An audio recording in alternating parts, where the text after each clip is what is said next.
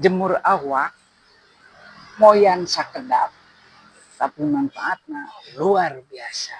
Sampurasun moyan wae Di lembur moyan teh kebiasaan kolot tiba heula. Cenah moyan teh kebiasaan urang lembur atawa urang kampung. Padahal teu kitu. Urang kota ge seueur misuk ngaroyan.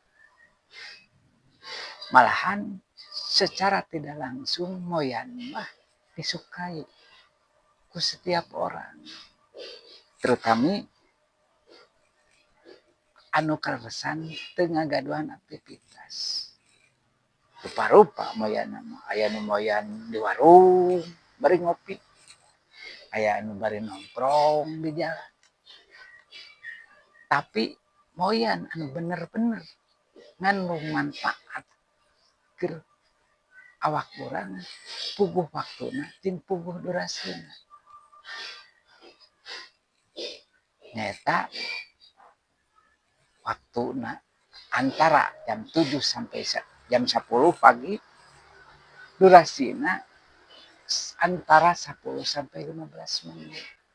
Lamun urang moyan kamalinaan sanes nimbulkeun kana kasehatan, nepikeun ka sapoe jeput. Eta mah kagolong pangadulan, cul aktivitas anu lainna. Moyan lain hartina ninggalkeun aktivitas pokok, malah ulah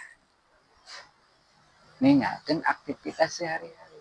Moyan bisa dilarapkeun di mana wae aktivitas urang. Anu sok ka kebon, tiasa moyan di kebon. Anu misalna di warung, tiasa bari nungguan warung. Anu pagawe kantoran misalnya, tiasa moyan di kantor. Dati lami, lamun urang kanggo menjagi kesehatan.